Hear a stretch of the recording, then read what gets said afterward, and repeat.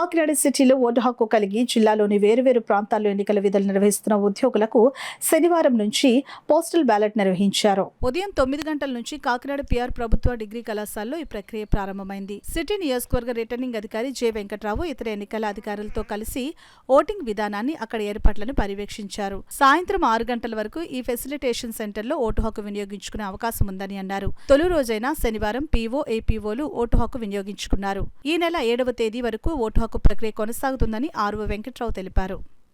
వారందరికీ కూడా ఓటు హక్కు కల్పించాలనే ఉద్దేశంతో ఈరోజు అలాగే రేపు ఎల్లుండి 4, 5, 6 తారీఖుల్లో ఎవరెవరికైతే కాకినాడ సిటీ కాన్స్టిట్యున్సీలో ఓటు ఉందో వారందరికీ ఓటు సదుపాయం ఈరోజు ఇక్కడ కల్పించడం జరిగింది.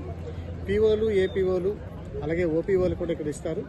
అదేవిధంగా 7, 8 తారీఖుల్లో వేరే జిల్లాలలో ఓటుండి ఇక్కడ పనిచేస్తూ ఫారం 12 ఎవరైతే అప్లై చేసుకున్నారో వారందరికీ 7, 8 తారీఖుల్లో కూడా ఇక్కడ ఓటు వేసుకునే సౌకర్యాన్ని కల్పించడం జరిగింది.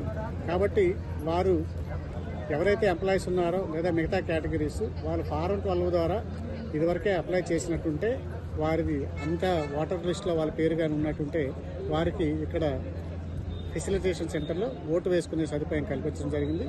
సుమారుగా 4, 5, 6 తారీఖుల్లో 3,000 మందికి ఉద్యోగులకి ఇక్కడ ఓటు సదుపాయం కల్పిస్తున్నాం.